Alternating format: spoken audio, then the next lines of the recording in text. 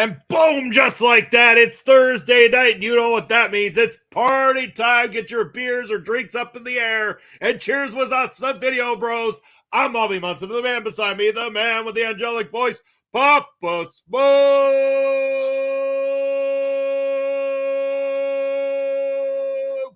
Papa Smokes, happy holidays, brother, and the New Year's upon us. How are you doing? So good that I think Papa Smokes is frozen out on us already. Either that or I have. Chat, let me know which one of us has dropped out of here. If you could, Quilla, real quickly. Oh, man. Oh, right Papa in the Smokes, middle of my intro. My God, right in the middle of my intro. How dare we? How dare we? How are you doing, brother? You're back from the dead. How's it going? Oh, man, Munson, it's Thursday night. I'm pumped up. I'm here to do Ring Respect Radio. Let's talk about some wrestling. Let's talk about all kinds of stuff, Munson. 'Tis the season to be jolly. We're right in between Christmas and New Year's. This is a festive time. We got to have some fun tonight. It really is, and that fun's going to be had as we're joined by friends in the chat here. Saying hello to our good friend OLED Ed Fries. Saying, I feel like I just saw you guys. I feel the same, Ed, but that's okay. Always up for hanging out with our good friend OLED, co-host of Taking Over, as well as Marvel Talk with Andre C. And you can catch daily episodes at the moment as they go through the reviews of What If Season 2 right now. Saying hello to the voice, Joshua Joseph, JJ, saying what's up, fellas. Go check out the work of our good friend, JJ Josh Joseph there. A moment with Joshua Joseph, great friend, a good supporter here of the channel in 2023. As we also say hello to our good friend, Bobby Petito, Mr. Bobby Stats, saying that the Wasted Youth and Alec Price versus TJ Crawford and Griffin McCoy and Tony Deppen at MLW Kings of Coliseum. Again, really pushing that tag division. And we saw that on display there. If you watched the Holiday Rush just the other day, that was coming out from MLW. Hello to Basser, the third Video Bros up in the house, joining us here on Ring Respect Radio. Basser, how are you doing, brother? Happy holidays. Barry Monkey's up in the house as well, too. And I'm so full of Christmas joy these days, Papa Smokes, that I'm stoked to see Barry Monkey here saying, happy 4th day of Christmas, everyone. For Colin Birds. What a shit present. They get better tomorrow, though. We get 5 golden rings. And Tom Collahue. Tom, how are you doing? All right. Joining us up in the house.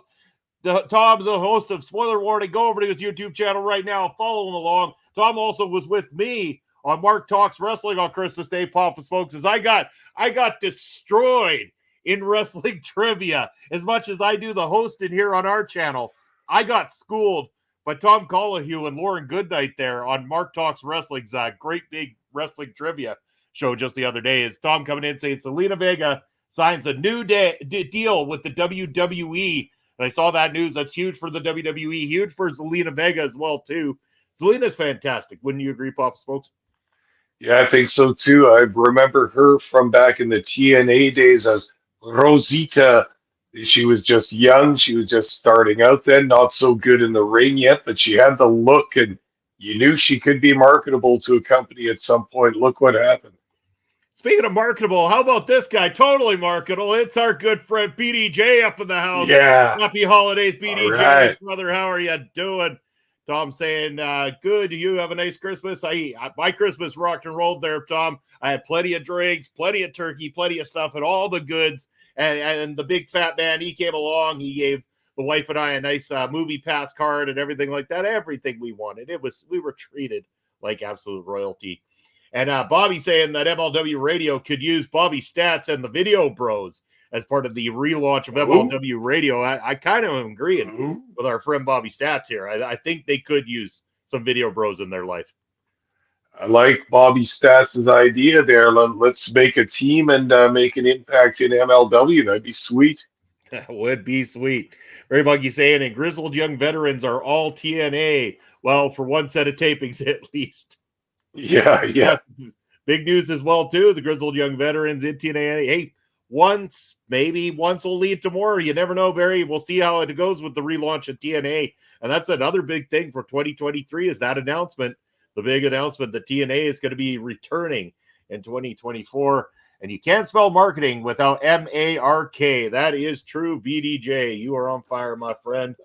But Papa Smokes, we're talking about pro wrestling from 2023. And, you know, a lot of the times we're sitting here making lists. What were your favorite matches and all this kind of stuff? And I found 2023 had a lot of those. There was a lot of great matches, but what it had more than that was some memorable moments, some very memorable moments, whether it was in ring or outside of the professional wrestling ring. Big things occurred all throughout the year of 2023. And I want to turn it over to you for a moment to talk about this.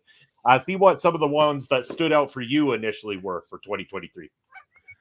Well, I mean, 2023 for pro wrestling is going to be remembered as the year of big business moves. I mean, the sale of the WWE, which had long been speculated throughout 2022, actually came to fruition, and selling to the parent company Endeavour, which owns UFC and such. I'm not an expert on this whole deal. I don't follow all that closely, but I mean, that's the story of the decade right there, never mind the year. And, all the stories that could flow out of that as to how will it affect the WWE, how will it affect Mr. McMahon, who has not so much creative or business pull in the company now? What's the future of the WWE? Will it continue skyrocketing up as the giant corporation that it is, or what's going to happen? Everything looks good at this point, but that's got to be one of the biggest business stories in professional wrestling, really, probably of all time. It's dollar value. It's absolutely huge. Yeah, I mean, essentially, we all knew the moment would come when Vince would step down and there would be a changing of the guard within WWE, but we didn't know to what measure it would become. And I think a lot of people maybe were, surprised yet not surprised by the direction that they decided to go with the selling to Endeavour or the formation of TKO Sports that occurred. And it almost felt like, and we talked about this on Ring Respect Radio, like Vince managed to manipulate someone into buying his company and yet keeping him within said company. And even since then, it didn't work out that great for Vince, because for a while there, it seemed like Vince was able to still throw his weight around. But over the last little bit, it seems like all of a sudden that was put to a complete halt. And Vince was told he no longer has any creative control over the WWE and the focus. And it seems like Triple H is at least warmed over a lot of the fans, or some of the fans are currently watching, and maybe some brought some back that weren't watching before, because he's given a different flavor to the way that the WWE has been put together in recent years. Sure. And you know that I don't watch much, if any, current WWE, but just from the scuttlebutt I read on the message boards and on Twitter and all that stuff, or pardon me, on X and all that stuff, Triple H being in complete control of creative kind of sounds a bit like a blessing and a bit like a curse. He does some good stuff. He gets some people excited, but he's got that WWE stank on him that just wants to do some really exploitative kind of stuff that rings hollow with fans. So I'm not sure what to think. Again, I don't consume the product like you guys do that keep up on that stuff and talk about it on podcasts, but I'm interested always to follow, because they kind of lead the way in the business, in the economic sense of professional wrestling. You bet. And we're going to go over to the stat here from Tom Collahue. He's saying that this week's AEW Dynamite saw its ratings and audience rebound for the final episode before World's End. Wednesday's show scored a 0.31 rating in the 18 to 49 demographic and 843,000 viewers that tuned in. And considering that we're talking about a week between Christmas and New Year's, it's actually a very good, strong statistic for AEW Dynamite this week. Absolutely, and I know that they've been struggling a little bit, as well as the other show, Collision, struggling a lot, and this is good news for them. I'm not a huge fan of AEW, but I like that they provide some competition and some counterpoint to the big company, WWE. I think competition only makes it stronger, both sides in the business. I have a lot of questions about Tony Khan as a leader in his company and as a booker. I think he's probably a nice guy. He's a wrestling guy. I'm sure we can all talk and get along and all that, but he's got to tighten up that shop somewhere along the way because he could be doing better with all the seemingly endless money at his disposal and a fan base, at least a core fan base that will never abandon them. But he's got to make some new fans, and I don't think he's doing that pretty much since the whole thing started. Certainly is not. And for any of those who haven't tuned in before, we are big MLW supporters here on the show ourselves personally, and a big year for MLW. Bobby mentioning that they could use that stats person and someone who's talked about the indie wrestlers and MLW before, and I agree with you. But here, more interesting, some of Bobby's favorite moments for 2023, Papa Smokes, were Alex Kane winning the MLW World Heavyweight Championship and Delmi Exo winning that WXW Women's Championship. And these were both big moments for the company. But even bigger still, the move to Fight TV, which is now going to be called Thriller TV Plus, running the live shows and all that. And some of the names that have crossed MLW, I mean, this list could go on. You know what? We're going to make it a whole different subject. The swerve that Alexander Hammerstone pulled on the world here as well, too, Papa Smokes. But some of the MLW stuff, I got to say, we were treated very delightfully as fans to some MLW treats this year. And still with me, Papa Smokes? Yeah, your mic sounds like it's cutting out a bit. Yeah. Oh, sorry about that. So, yeah, I was just saying that we have been, as MLW fans, been treated to a lot of delightful things this year and everything. Just kind of curious, some of your thoughts on what we've seen from MLW in 2023. Well, to be perfectly honest, you know that I'm a huge MLW supporter, but I don't feel like this past year was a strong year in comparison to the number of years before it, dating back to 2018 or so. I think that they're getting, at this point or in this past year, they're not getting enough top guys to really carry this company. They've got a lot of undercard guys and a lot of good middle card guys, but they're extremely short on top guys, especially now that Alexander Hammerstone has left the company. Munson, did you watch his farewell promo to the crowd? Oh, yeah. 2.5 minutes. Right from the heart. Man, plucked my heartstrings, I must say. If I felt emotions like a regular human, I think I would have really popped for that promo because he talked about his history there, his love for the fans, the support that the company gave him, the way he took off. I mean, and you just even look at pictures of him when he started his MLW run and look at him now. It's obvious the guy's progressed tremendously throughout this run, not only as a wrestler, but as a bodybuilder, as a promo, and as a person, I'm sure, as well. So a big part of Hammerstone's life now has been spent in MLW. It's sad to see him go. I'm really sad to see him go. He was a great heel. He was an awesome babyface champion, and that leaves them short at the top. And we still have the other only top guy left that we have is Jacob Fatu.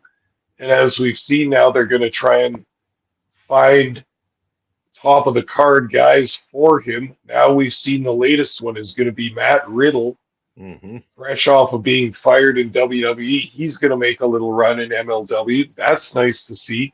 They need some name power at the top of the card. I'm no fan of Riddle as a wrestler, but this is good for MLW because, it's a known name, a guy that's just fresh from the big show. Yeah, and you can only imagine, too, because I know Bobby had message on one of our YouTube releases here, Papa Smokes, and mentioned to us that they have actually announced that Matt Riddle will also be at Intimidation Games. So outside of his return to MLW at Kings of Coliseum, they've locked him for a couple of spots minimum. So it's a big deal for MLW moving forward that they not only bring in names like that, but they do that while solidifying some names that the rising stars that they've got in that locker room that they're going to be able to put into a large role. They did it with Alex Kane. They've done it with Alexander Hammerstone, with Jacob Fatu, with so many in the past that I firmly believe that 2024, we're going to see a fast rise of some young upcoming stars within the ranks of Major League Wrestling. I think so too. I always have faith in the company. I think the booking is strong. I think the writing is strong. Court and the guys know how to do a slow build. They know how to do a championship match to make it a big thing, to make it a big title fight.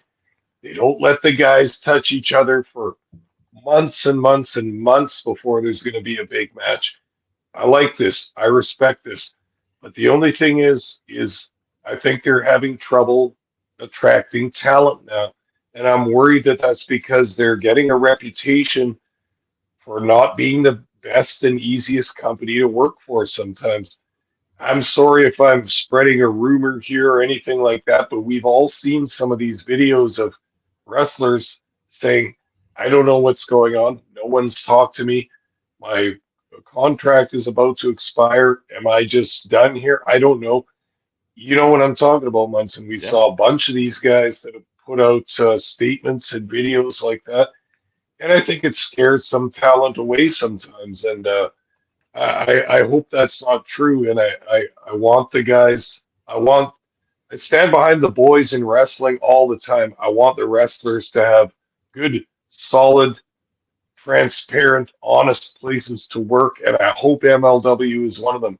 Again, not trying to spread any negativity, but to me, that's what a lot of 2023 looked like, was just sketchiness of not knowing what guys are on the roster, who do we have, who's fired, whose contract expired, and yeah, there are tough times in any company like that, but it seemed like a particularly tough year for MLW. They've got a lot of talent right now that's young, unknown names, a lot of names I don't know and stuff like that, but I'm willing to stay aboard to see what they're going to do, because I trust in the company, I trust in the booking, and they almost always give us quality entertainment to watch. They sure do. And, I mean, there's a lot that can be said for them. They, exactly what you're saying about that reputation is what allowed them to work with Alexander Hammerstone and pull off one of the biggest swerves that we have seen in recent memory for professional wrestling in general, using that same wrestlers saying they haven't been contacted, they don't know what's going on. There was reports in the dirt sheets, there was videos from Hammerstone himself sitting at home saying he hadn't been contacted, he was unhappy, he wanted to be released, blah blah blah blah blah. We get to the end of one of the cards, and what happens, the lights go out and there's Alexander Hammerstone standing in the ring. That swerve was one of the most remarkable pieces of professional wrestling moments in 2023. For sure. And I think that's one of the only ways that companies can do that now. With all the fans thinking that they're smart fans reading about rumors and little headlines on the internet, I think you can use stuff like that, such as headlines on the dirt sheets. That's how the only way you can really swerve fans nowadays. So that was a beautiful one. It really was. Barry Monkey saying doesn't only watches occasionally on MLW, but when he does enjoy it. Also saying MLW needs to step up its production, not recording in pieces on what feels like $29 phones off Temu. Hey, Barry, those $29 phones work wonders for us in the indies sometimes. It's fantastic. Bobby saying Zeta Steel and Jay Bougie should have great years in 2024 for MLW. You see the stars on the rise, especially, let's talk about that, the featherweight division in MLW. They've had the strongest year in 2023 since the induction of MLW period for the featherweights. That's a bold statement, Munson, but I think you might be right about that, actually.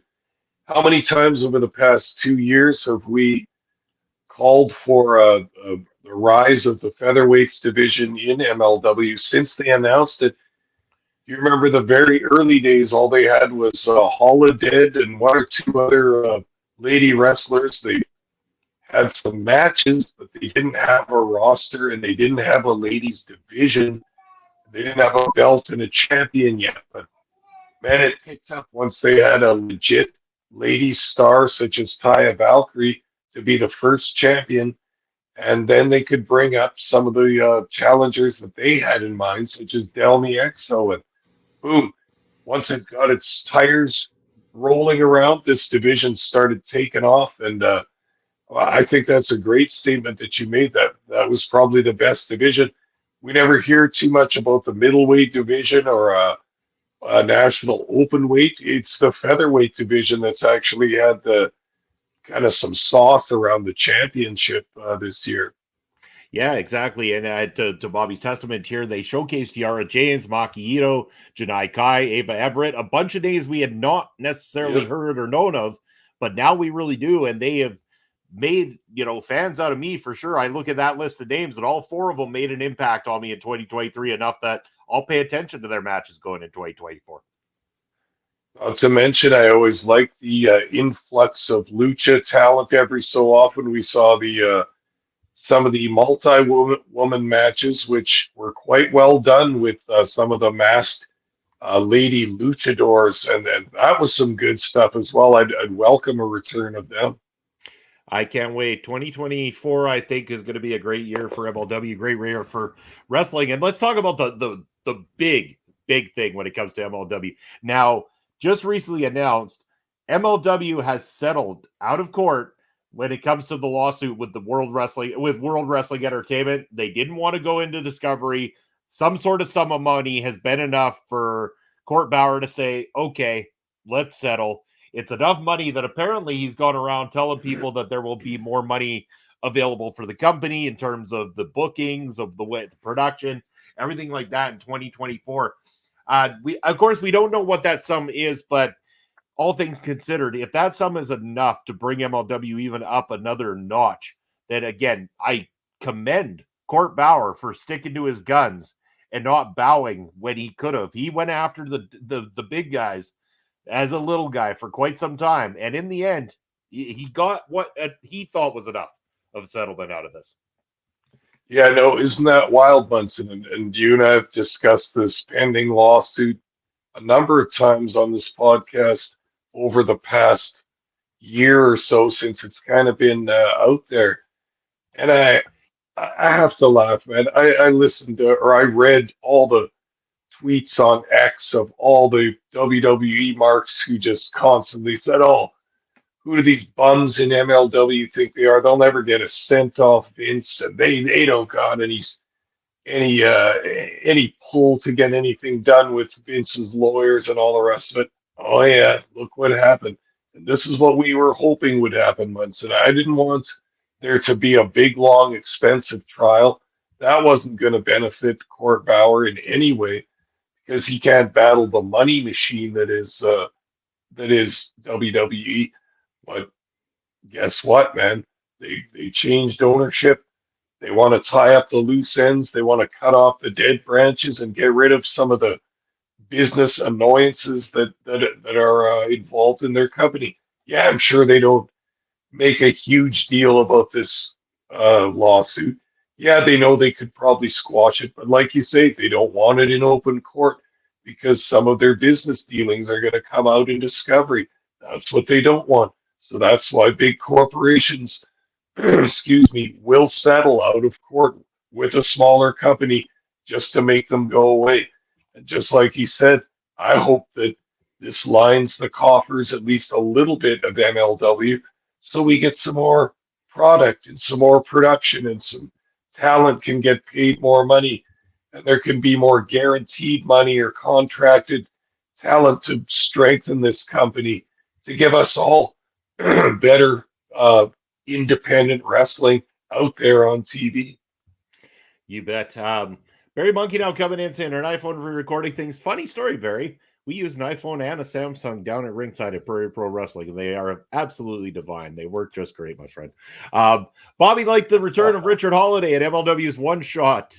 Yes, I did as well, too. It's huge. Again, bringing in some names that we know, we respect, we didn't expect, and putting them up against the champion Alex Kane is great for the company. MLW should do very, very well come Kings' Coliseum on January the 6th, which again, you're going to be able to join myself, Papa Smokes, and maybe some of our friends here for MLW Kings of Coliseum watch along on the channel. So make sure you like, follow, subscribe, know that that goes live, and join us as we we drink very merrily and watch some wrestling and eat some great food. It's going to be fun.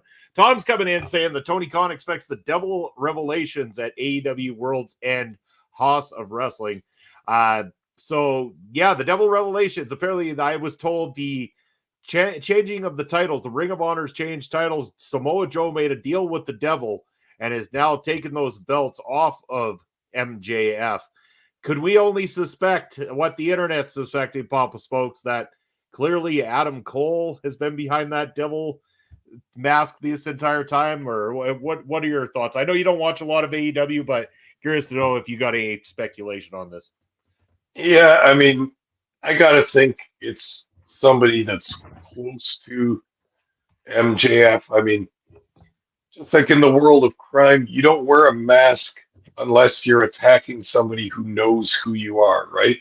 Yep. So, I mean, it's somebody close to him. It's got to be Adam Cole. The Devil has his henchmen do his stuff for him. Adam Cole's got a cast on his leg or whatever. He can't do anything physically, so he appears over the screen all the time. I would think it's him, but at this point, it's gone on so long that I think people are going to be disappointed in whoever it is. Well, hopefully they're not too disappointed when they find out it's Adam Cole. Coming up this weekend, I believe, World's End, the last wrestling pay-per-view of the year from any major company, that's going to be taking place this weekend. I think the 30th, if I'm not mistaken. So Saturday, World's End. Not sure if we're going to have a post show here on the channel yet, as my cat tries to disassemble my entire setup. If we do have anything on the channel here, though, make sure that you're like, follow, subscribed, as always, to watch that post show here at our local establishment. Tom, on the AEW front, also saying, breaking, Shawn Spears officially parting ways with All Elite Wrestling. So another one of the originals over on the All Elite Wrestling side is now parting ways. The chairman himself has not had a whole lot of direction here in 2023 when it comes to AEW. Now he's parting, could be heading to the Indies, could be heading somewhere else. Never know. There's a ton of stuff out there for wrestlers who want to put in the work again. So Shawn Spears looking to sail on his own anyway, now breaking away from AEW. Your thoughts on Shawn Spears? Like, have you ever watched much of his stuff, Papa Smokes? Fan of his work at all? I've seen a couple matches. It's not like he doesn't know how to wrestle. He's got some kind of oomph and attitude to him, but really, I don't know. I was left cold. He doesn't have a whole ton of personality. He needs some zazz, He needs a little hot sauce to his whole act, so to speak. And I don't know what that is exactly, but he needs something. He does need something. In fact, he's too Canadian to be a bad guy. I say. But yeah, Shawn Spears will be parting ways with AEW. Thank you, Tom, for bringing in that information as well too. Appreciate the breaking news, because we don't get a whole lot of breaking news here on a Thursday night for Ring Respect Radio. So it's great to have some hot topics to talk about.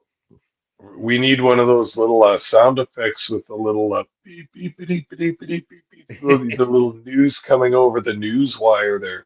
I don't know if we have any preloaded sound effects for that give us that, dear Papa Smokes. I'm looking at here, and it's just more just a lot of music here on the front of what we got loaded on the channel. So I wouldn't want to annoy anybody with the bad StreamYard music here.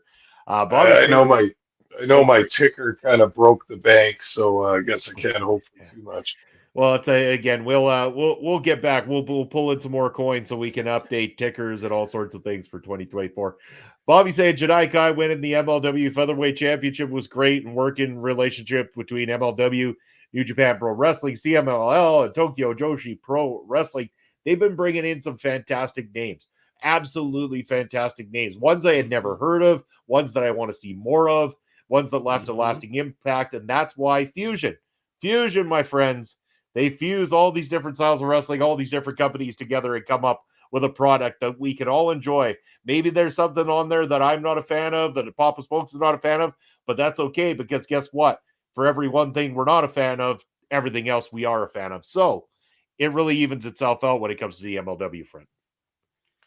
And I'm just thinking over the past year or year and a half from AAA Lucha, there was Octagon Jr. That guy made a splash in my mind. I'm not sure what it was, but I liked his particular flair on the lucha style. And then over the last year from Japan, from Dragon I'm Gate. not sh- I'm Dragon Gate. That's right, Shun Skywalker. Hey, I know he caught your eye as well. That guy was I was awesome. reading you. I was reading you. Yeah, yeah. So yeah, no, he definitely did. Again, a lot of the talent has, and more recently, again, they brought in Janai Kai, Mayu Yamashita, who came in just recently as well too, and fantastic. Barry saying he wouldn't mind seeing Shawn Spears in TNA, a name people recognize. Again, it's something that TNA needs as they're rebranding back to TNA, which was the name essentially that they had when people kind of turned on them, thought they were done and everything. They changed it over to Impact Wrestling, have done a phenomenal job at keeping that company alive and bringing it back to life. And here they come in, they're saying they're rebranding to TNA. So again, they got to be thinking some big names. And Shawn Spears has now worked for both the WWE and AEW. I think would be a fantastic get for TNA Wrestling. Well, and he would make a splash there. I still don't see Spears as a main event guy even there, but that could be a strong talent for your upper middle card. Yeah, he would fit right in there. He sure would. Bobby saying he'd like to see him in MLW again. Yeah, that door is always open. We know we'd love to see that. Sure. Tom saying in all caps, because again, if you're talking about Eric Bischoff, you got to yell at the top of your lungs. Eric Bischoff says live crowds are the only thing separating AEW from being TNA Wrestling. To which Bobby Munson replies, the only thing separating Eric Bischoff from being a legend in the wrestling business is knowledge of professional wrestling. Just saying. And Bob also saying Ringside News has received 100% confirmation after speaking to sources in WWE that Goldberg is never talked about. There is no discussion about his return to the company at all. I'd be just perfectly fine if Goldberg showed up in nobody's company ever again for the rest of eternity. I'm sorry if anyone's a Goldberg fan, but I didn't like Goldberg when he joined WCW. I didn't like Goldberg when he joined WWE. I didn't like Goldberg when he returned to WWE. I didn't like Goldberg when he turned to WWE again and retired and retired and retired. This guy is Ryback that made more money, is all he is. He's a wrestler with a lack of skill that was pushed way beyond his means and has too much to say about stuff he doesn't understand. Kind of like Eric Bischoff.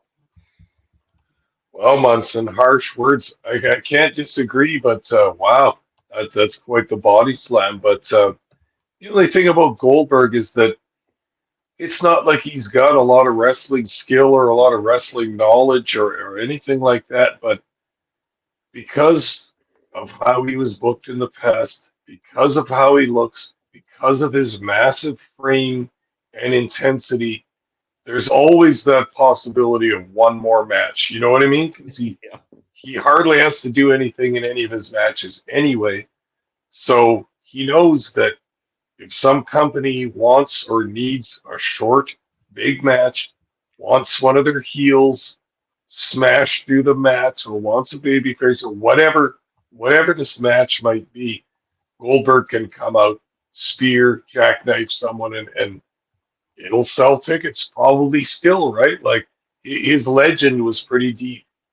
It was. Again, I'm not denying the fact that he's going to sell tickets. He's going to bring in people to watch the show and stuff like that. Goldberg has name status, and just as a wrestling fan, and for my taste, not for me at all. I hear you.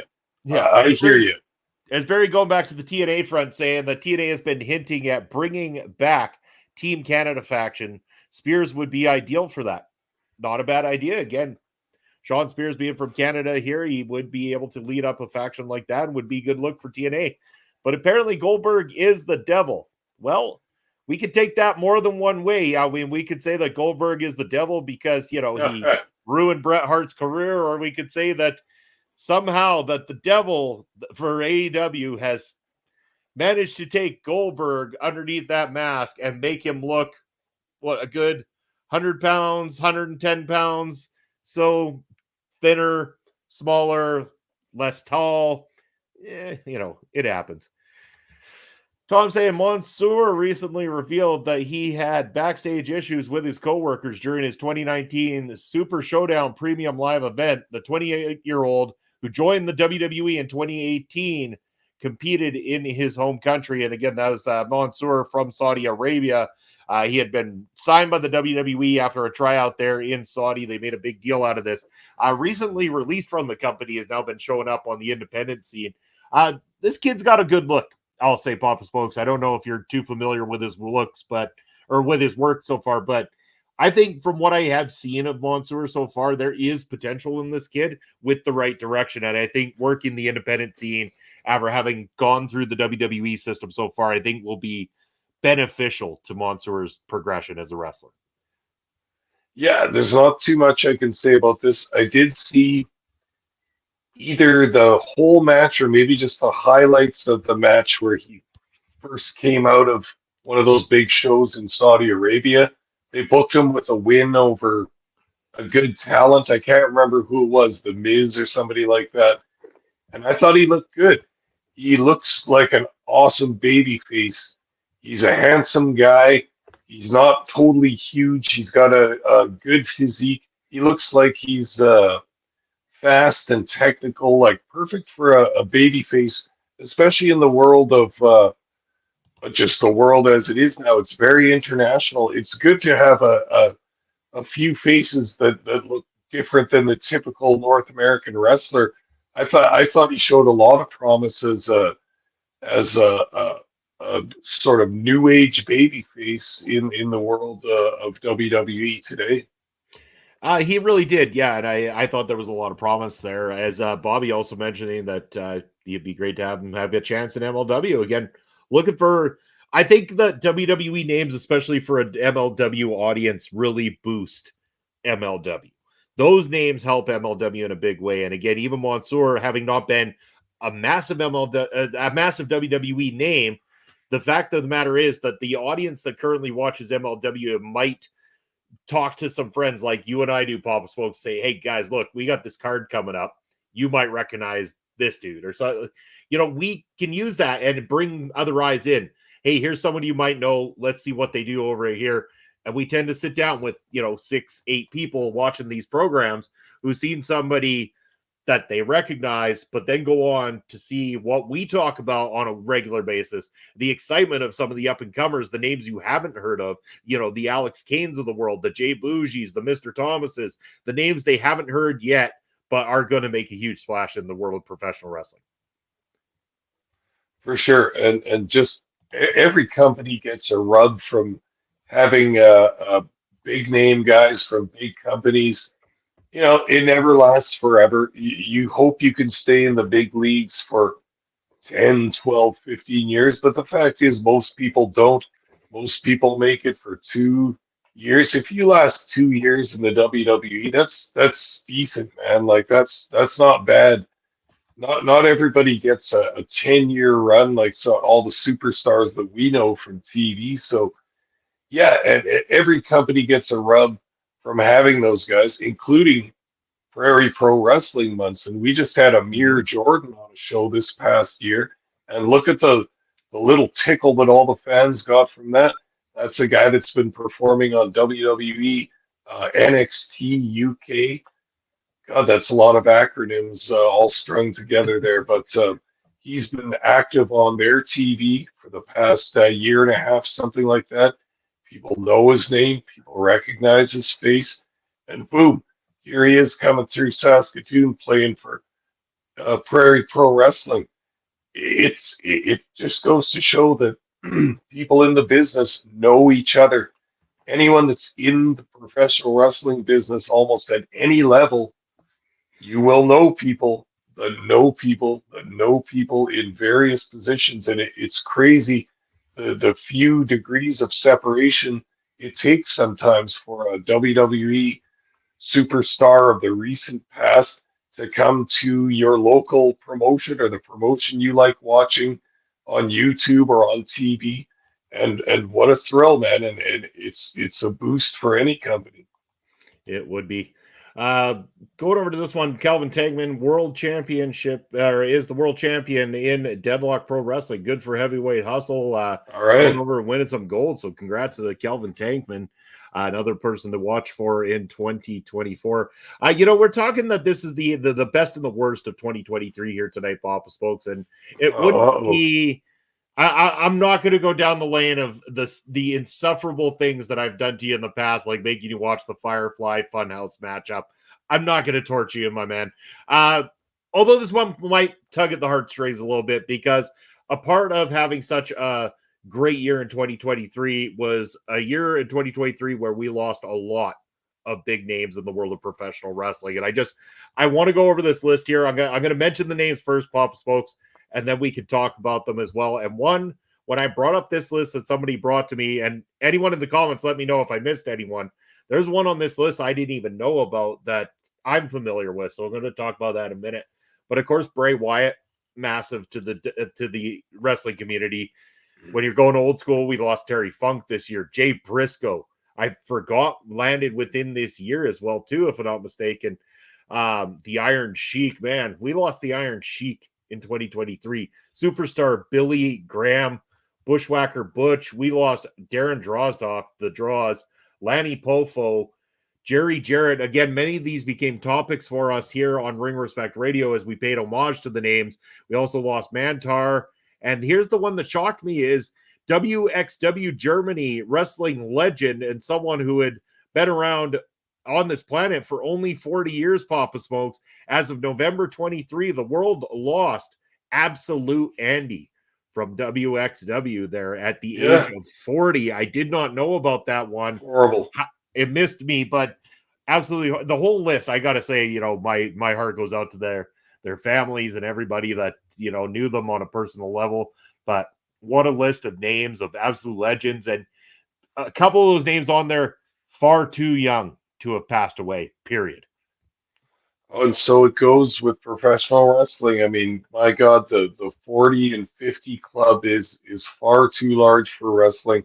I know those guys live big, they live large, they work hard, they party hard, especially in the generations past. I don't think it's quite that bad these days, but heartbreaking. And listen to that list, some absolute all-time Hall of Famers, including possibly the grandpappy of them all, Terry Funk. I mean, what a tremendous loss, not only to wrestling but to the world. With what a funny and creative and interesting mind, and what a nice guy that Terry Funk was. And yeah, just absolutely heartbreaking. Same thing with Jerry Jarrett, another guy whose presence in the business, just him alone as one guy, changed so much with how he innovated booking through getting the Memphis territory so red hot in the 70s and 80s. And then talk about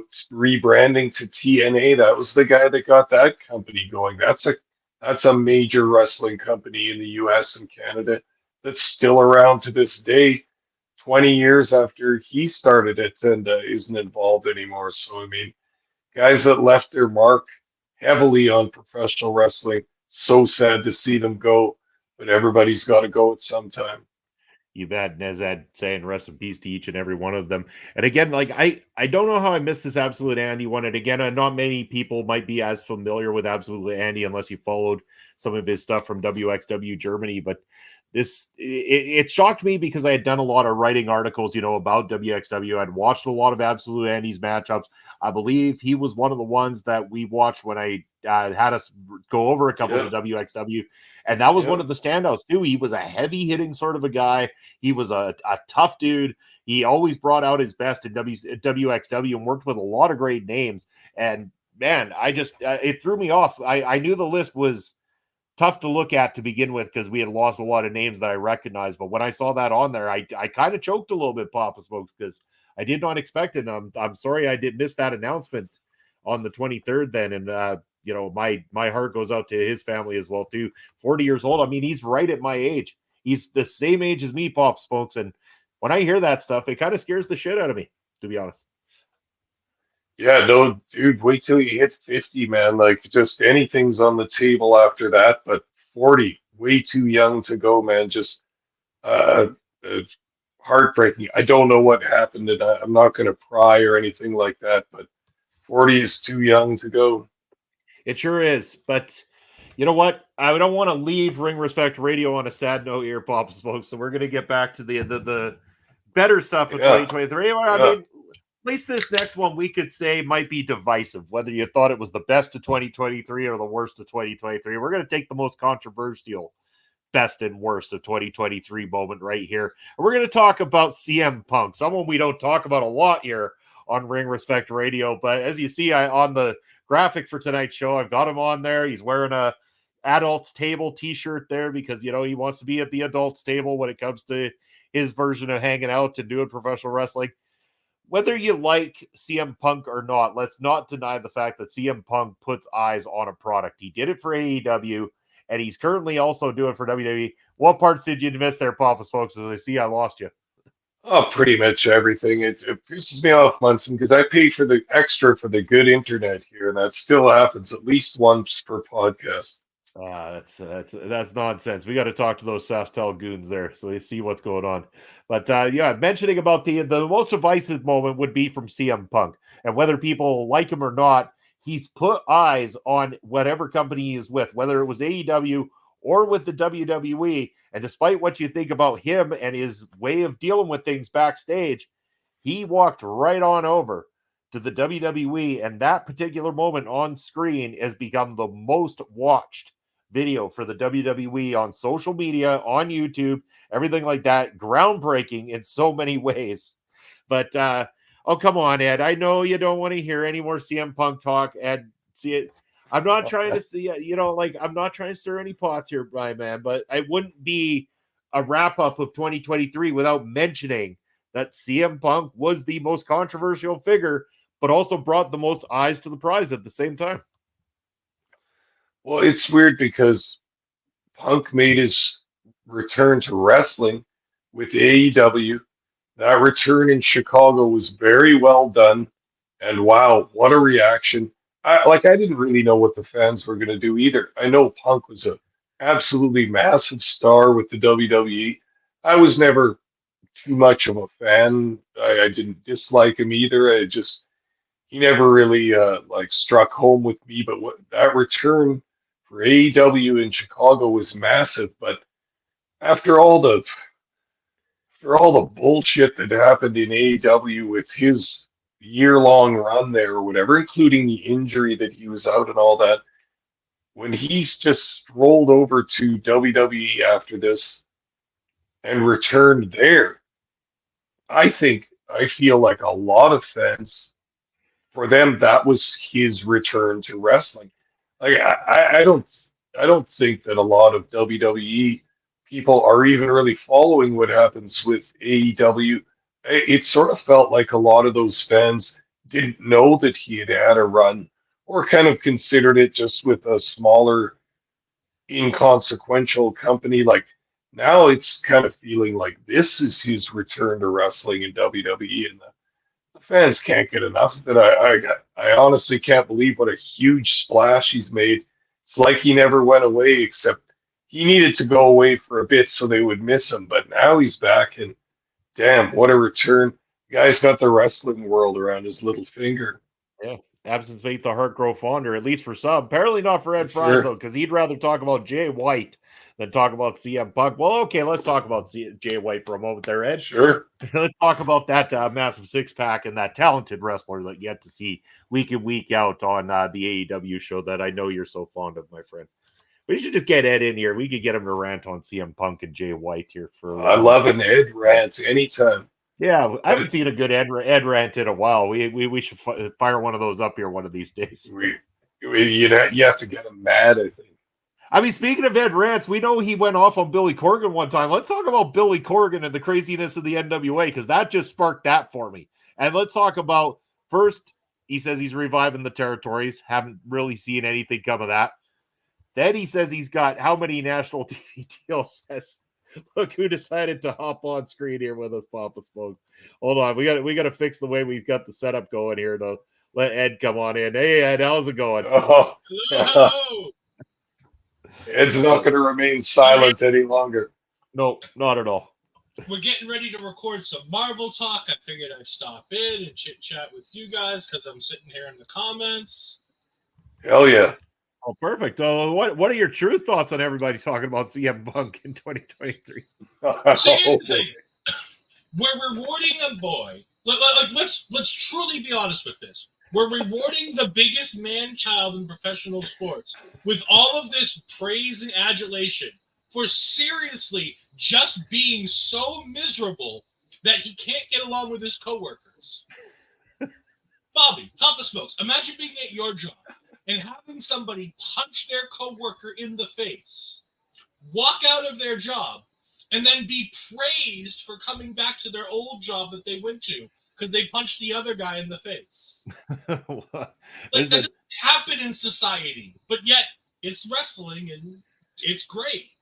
Well, I don't know. You haven't grown up in Saskatchewan, so I mean, it can happen in society. Yeah. It's come close on a few occasions in places I've worked. Oh, it's apparently BDJ wants to punch his coworkers. Huh? Like, we all want to punch our coworkers, but like I don't mind what he did in AEW. Like that part I get. Wanting to punch Jungle Boy in the face, I get it. Working with children who can't run a target, I get it. But like the idea that he can be praised for coming back home to the WWE and be like, oh, it's this big moment. Where else was he really gonna go? Was he really gonna slub it in Impact? Like, he's CM Punk. Was he really going to take $250,000 to go work in Impact? No, of course not. No, he was not. He wants to go where the money is. Was he going to take all of Court Bauer's WWE settlement money to come work in MLW? Well, I mean, that would have been mighty cool, but just for the fact that MLW would have had more views than they've ever had before. Yeah, Yes. MLW would be unrecognizable with that big of a star. Yeah, really would. What would they do with, like, that's the honest, like, I love MLW. Just I know how much you guys love it, but there's something like there's certain places that you can't have a star that big because you don't know what to do with them. Yeah. Well, and that's just it. You bring in CM Punk there, and what are you going to do? Have him go up against your top guys and have him bury your top guys and make it look like they're not capable? Because the best thing they're doing right now is feeding some good names to Alex Kane to solidify him as a bona fide star in the company. Yes, but you're also using guys that you've already beaten. You're using guys that you've already made big stars, then had them lose. Like, you fed him, Jacob Fatu. You fed him Hammerstone. Like, you fed him these guys that he can take down. Now you're going to feed him Richard Holiday. That stuff makes sense. It's just what goes, like, when you bring in somebody like CM Punk, he's so much bigger than what you're dealing with that you're stuck with what to do next. Because do you derail one of your youngest, greatest stars? Hello, Tom. Do you derail one of your great young stars in Alex Kane, who's getting a foot in there, to bring in a CM Punk? The reason why you can do it in WWE, the reason why you can do it in AEW, is because you're not, at this point right now, nobody's being built at the top of the card. Gunther, Seth Rollins, Roman Reigns, Cody Rhodes, they are all born and bred stars. Nothing that they can never take a loss that will hurt them at this point in time. Yeah, and Bobby just mentioning. Oh, sorry. Just going to say Bobby mentioning both Willie Mack, Matt Cardona on that list for Alex Kane as well, too. Same with Tom Lawler. Yeah, I mean, but again, like at that point, you're, no offense to the other guys, but when you're talking about Fatu, when you're talking about Hammerstone, they live in a different realm than Willie Mack and even Matt Cardona, Zack Ryder. Matt Cardona. Love the air quotes. Is BDJ saying AEW had Cody and CM Punk? Now they have a plumber and My Little Pockets. He's not wrong. The one thing I think about AEW, and as a WWE fan who doesn't watch a lot of AEW, this may come out weird and wrong. I like a lot of the things that AEW does, but they need to get back to what they said they were going to do at the January press conference before this all started. They need to get back to being an alternative. They've become very much so, based on the things I've read and the things I've seen, WWE 2.0. They're very sports entertainment heavy, and the things that they get praised for are when they bring out things that remind people of Ring of Honor. With this Continental Championship tournament. Things like that are what they get praised for. But when you have the devil floating around, you're like, really, Tony? Like, you're supposed to be the alternative to WWE. You're supposed to be doing things that, make your fan base happy. Your fan base chose you because they were sick of watching Vince and his product. Don't do the things Vince would have done. It's a good point and a good way to put it. And that's, I think, where some people had that disconnect there, was just in that sense. But, let's not just discredit AEW for being WWE 2.0, because a lot of companies have gone with that platform, whether it be companies on a bigger level or trying to be on a bigger level, or the independents. Because having worked in the independents, and not saying that we borrow directly from WWE, but some of the thoughts that go around backstage in a meeting when it comes to an independent booking, as well as it kind of resonates throughout the independents that you hear from others, is that, well, how can we do this? Look what WWE did. Look what they did on their YouTube channel. Look at this. There's a lot of that WWE reference, and how can we make our stuff appealing, knowing that a lot of the fan base out there that you're gunning after watch WWE as a product. And here's the thing, when you talk about independent wrestling, you guys would know much more than I would. I haven't been in an independent show locally in a few years. I'll be going to my first show in a couple of weeks for the first time to an independent show in a long time. All right. The thing with independent wrestling promotions is you're catering to a fan base of, at most, online, in person, whatever. You're catering to a fan base of, at best, a couple 100,000 people. The best indie promotions, GCW, Beyond Wrestling, places like this that are the tops of the independent wrestling promotions right now, PPW, have a fan base overall that's smaller than the audience that watches NXT on a weekly basis. Yeah, NXT is an audience of 500 to 700,000 people on a weekly basis. Yeah, the best indie promotions in the world don't have a fan base that large. So you can run whatever you want, because that fan base is going to be loyal to that product, because it's brand loyalty at that point to that indie promotion. Yeah. Because you don't have you don't really have a ton of options. You have your 4 places that come to you, and you got to choose one of the 4 if you're going to an indie wrestling show. Yeah. 100% agree with you. Barry saying, watch Impact. They're different sometimes in a very odd way.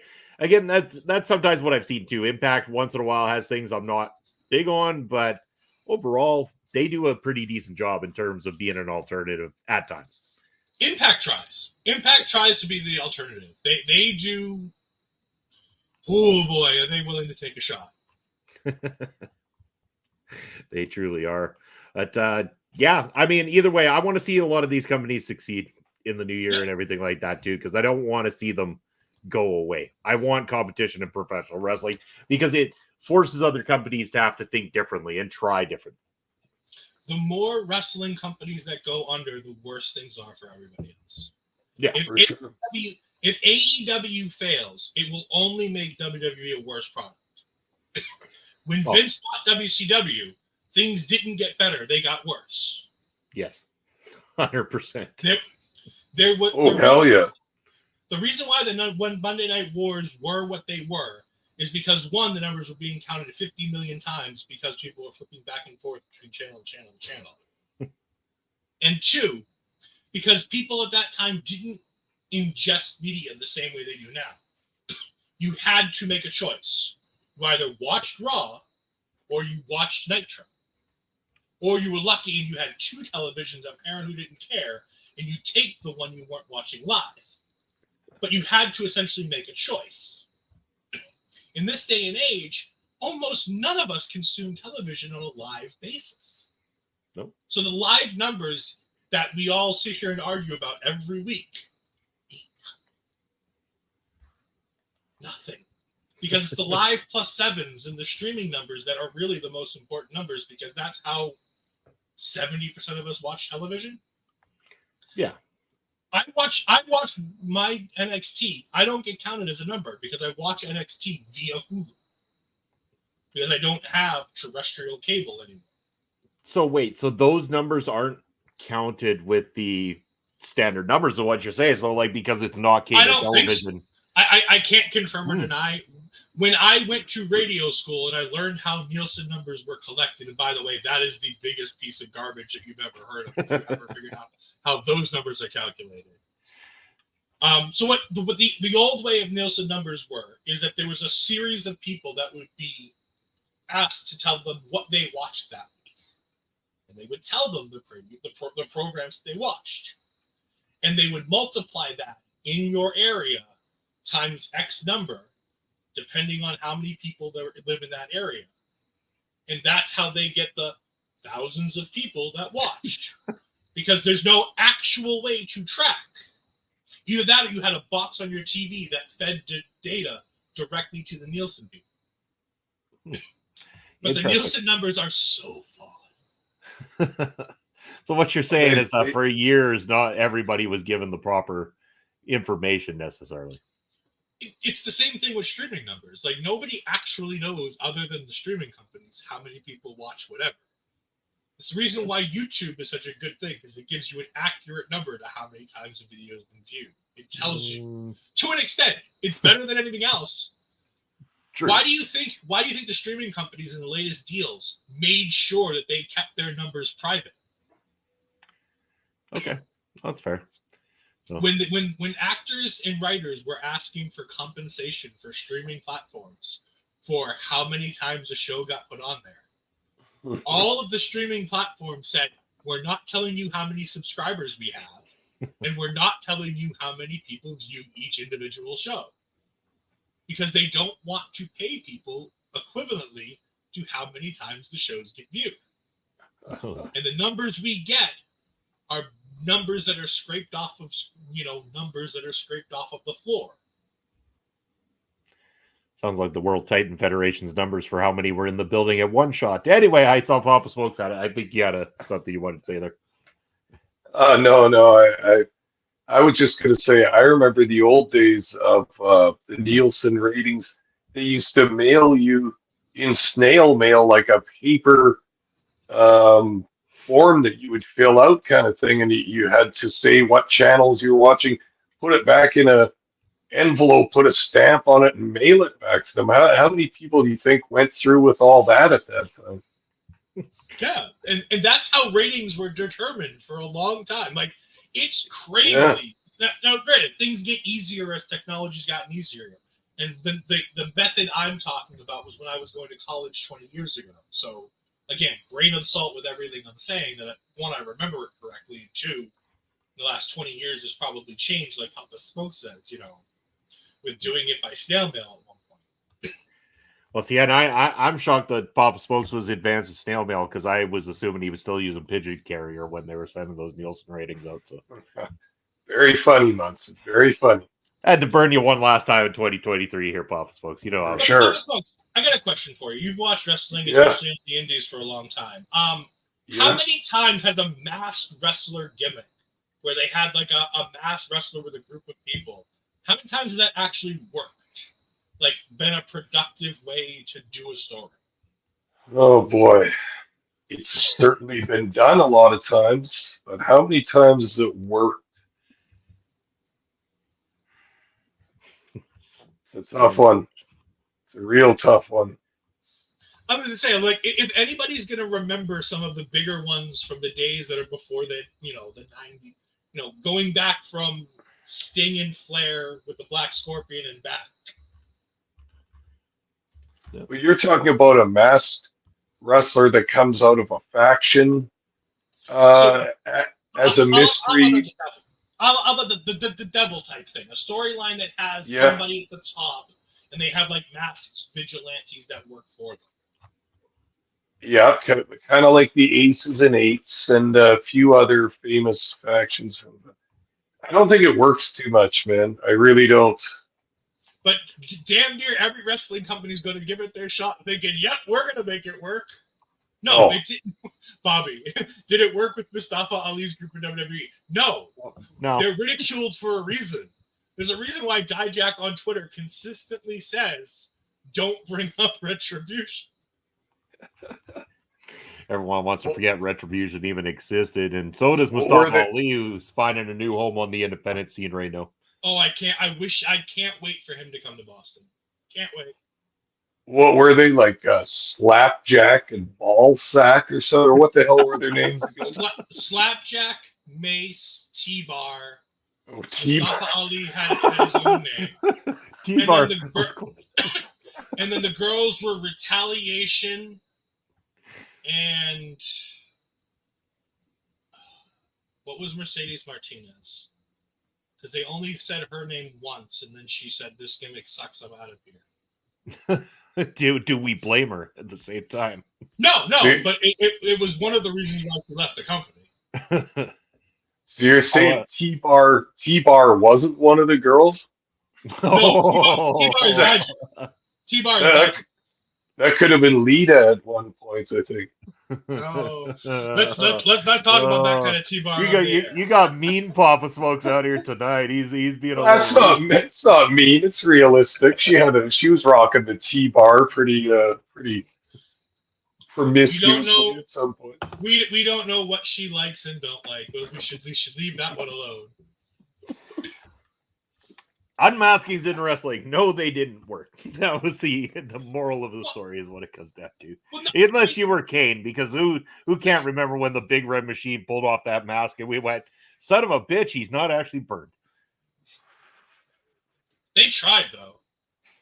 Yeah. Little bit of black dusting on the face there. What was that? Bobby's correcting me. Mr. Stats here, Bobby Stats.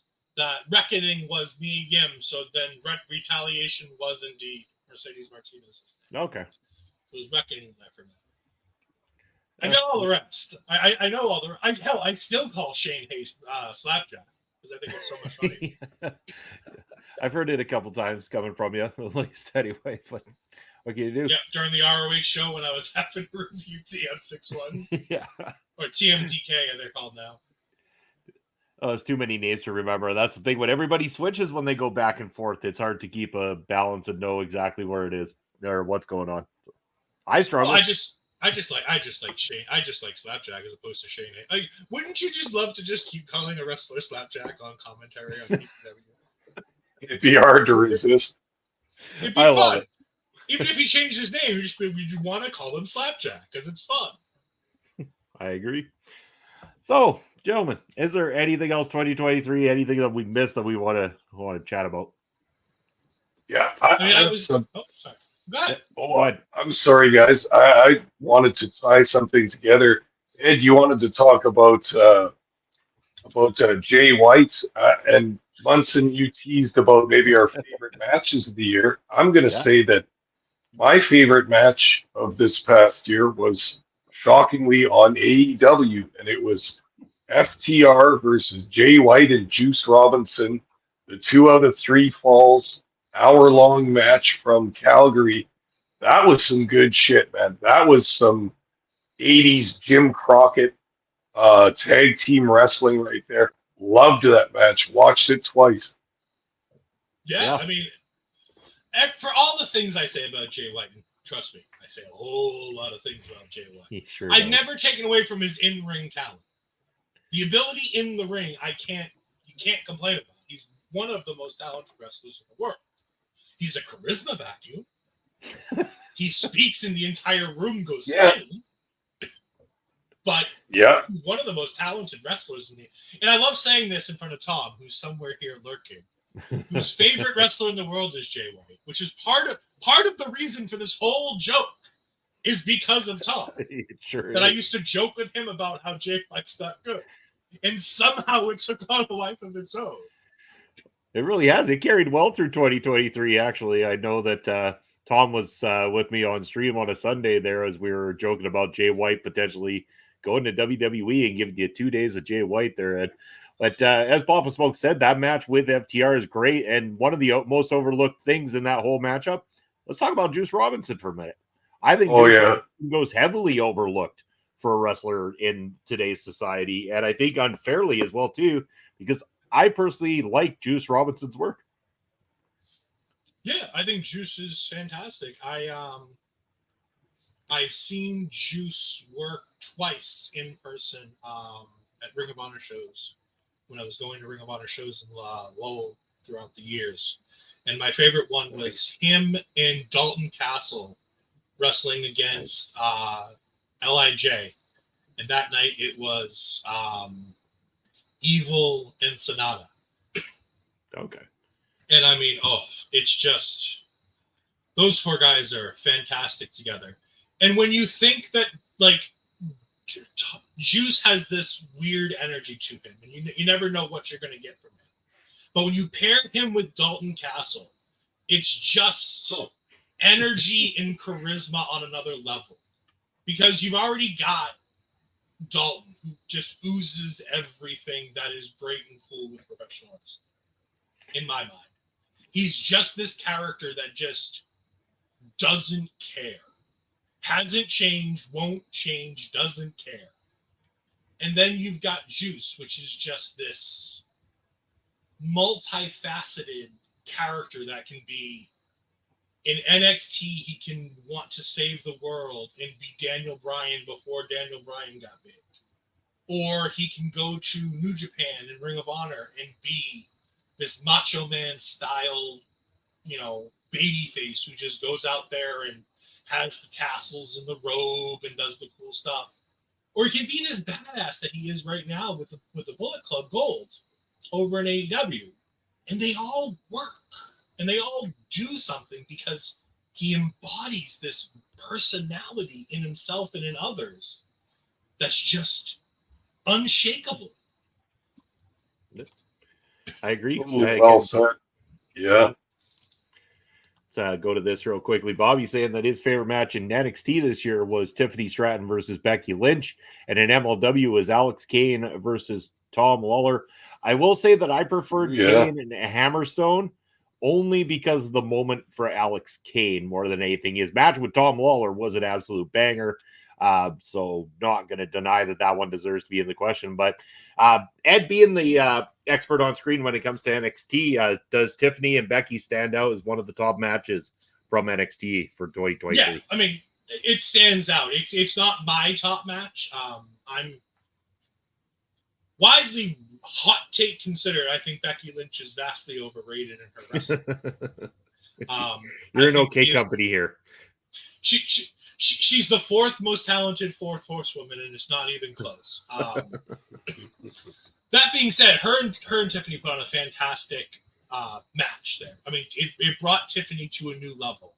And yes, Becky may not be the most talented of the four horsewomen, but it took a young woman like Tiffany Stratton, who's been in the business for 2 years, whose gimmick when she started with us, coming as a gymnast, was I'm daddy's little rich girl. She had daddy's credit card and all she cared about was shopping. And 2 years later, she's morphed into this mean girl style, true female heel who can actually have some of the best wrestling matches on NXT's women's division. She's had matches, great matches with Roxanne Perez, Lyra Valkyria, Becky Lynch, Indy Hartwell with the ladder match. She was supposed to win the title twice before she actually won it. She was supposed to win it in the ladder match. They decided to go with Indy Hartwell at the last second. And then Indy Hartwell got injured in the match, and she was supposed to win it there. And then Indy Hartwell got drafted, and she finally got to win a title in the tournament in Lowell against Lyra. So I don't think any person's come that close to winning the title twice, where they were literally moments away and mid-match decisions were made to not give her the championship at that point. And she still had the best year out of any female talent in NXT. And it wasn't close. And she's 2 years in, and the sky's the limit for what she can do. I can say that if I had daddy's credit cards, I'd have creditors after my ass. As Wes Mountains comes in for the first time saying Orange Cassidy gives him some wet gas. I can understand the stomach pains that you go through when having to watch an Orange Cassidy match, because definitely not a fan on this side of the fence either. But yeah, it is what it is. I mean, they've pushed Cassidy to the moon over on that side of things. If he's your flavor, whatever, I guess. Just not my cup of tea by any means. And I think the biggest thing for Orange Cassidy is that Orange Cassidy speaks to, and we were talking about AEW and knowing their fan base and pushing to their fan base. Orange Cassidy is the guy that fan base clamored for. It's a guy that fan base enjoyed. It's a fan base that wants to push him and wants to see him do well. While other people may not want it, the core group, that core fan base for AEW, wants somebody like Orange Cassidy doing well. So it's actually a smart decision by them to go ahead and pivot to a guy like him and give him the push that they've given him. Whether it irritates people like me, you, Papa Smokes, the fan base that watches their product, they're listening to their fan base, which is all you can ever ask from any wrestling promotion, is to listen to the fan base of the people that you're dealing with. And if they want something and it's not going to ruin your promotion, do it. Yeah.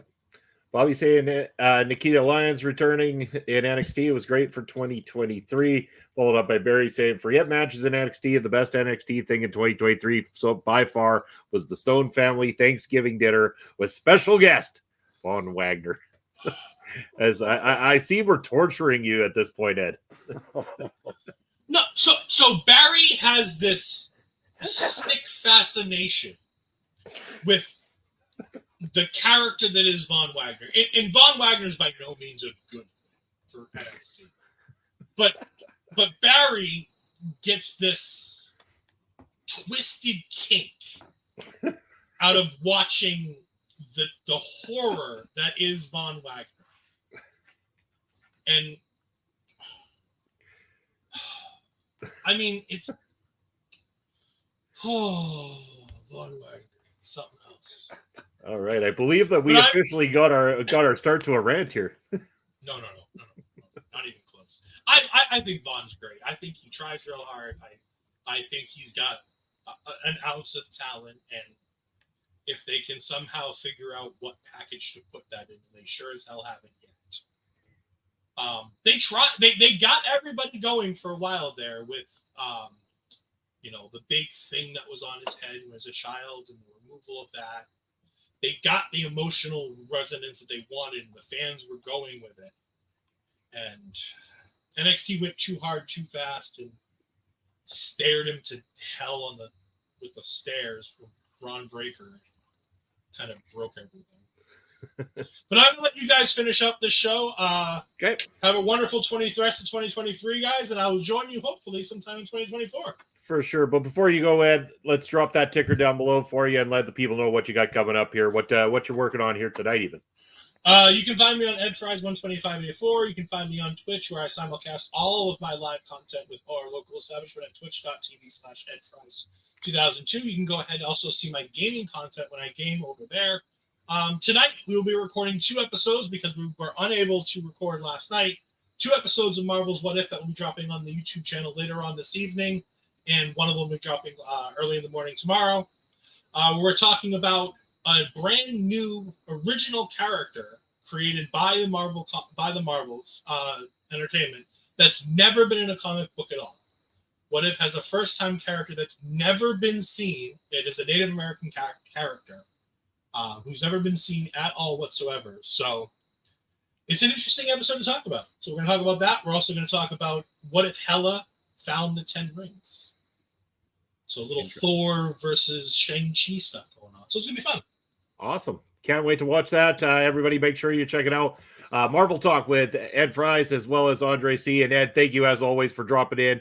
Really appreciate spending some time with you, my friend. Thanks, Ed. Have a good one, guys. Bye-bye. All right. Cheers. Good night. Cheers, brother. All right. As I go ahead and I'm going to fix up our screen here, Pop Smokes. Hold on here. We got Got to be a Ring Respect Radio one here that we got. There we go. I think we're fixed.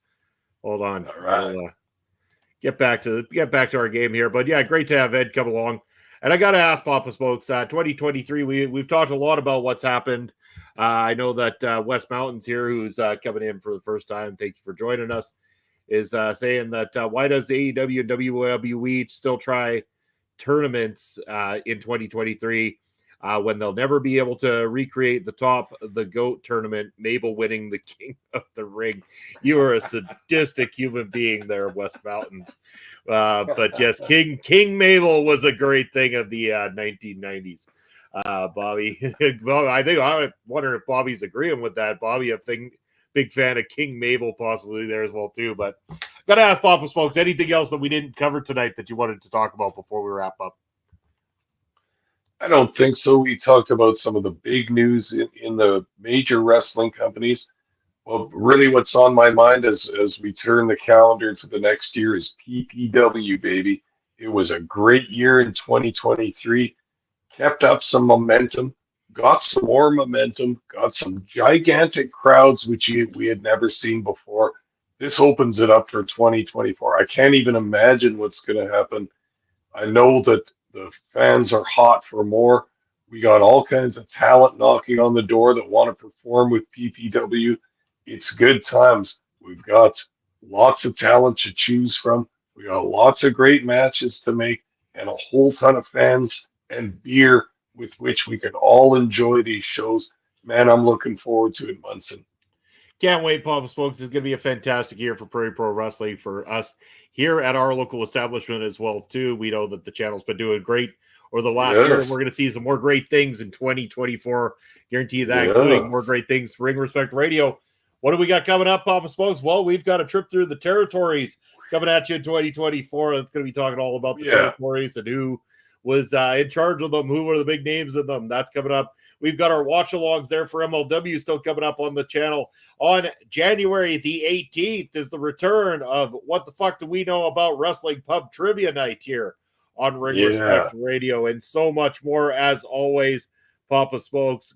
Got lots of great things. We thank each and every one of you for a successful 2023 here on Ring Respect Radio, a blast that we have had. Thank you for the video, bros. As we go ahead and go and put up the most expensive ticker on the planet, the ticker of Mr. Papa Smokes, as he tells you where you can reach out to him. Now you can see where the money is. Even Elon Musk can see where the money is. And Elon, I'm bringing up your name right now because I am on your free speech platform.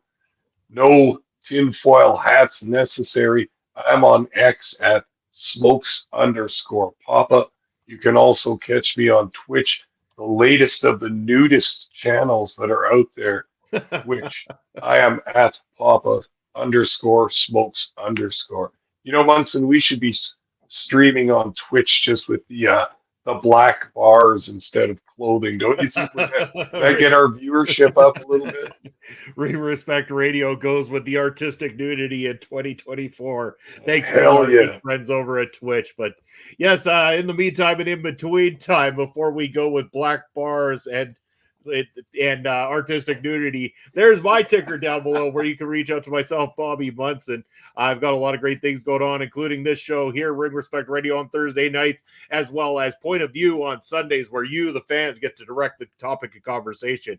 And right now, the topic of conversation, Papa Smokes, is going over to our friend Allison K. So pinkies up as we're raiding Allison's channel from our local establishment on the Twitch side. Say hello from the Video Bros. And over on the YouTube side of things, we thank you for tuning in to another great show here. As we say, all the best to you in 2024. And we're going to be back with an all-new episode of Ring Respect Radio in 1 week's time right here on the channel. Take care, everybody. Happy New Year, and we'll see you next Thursday night.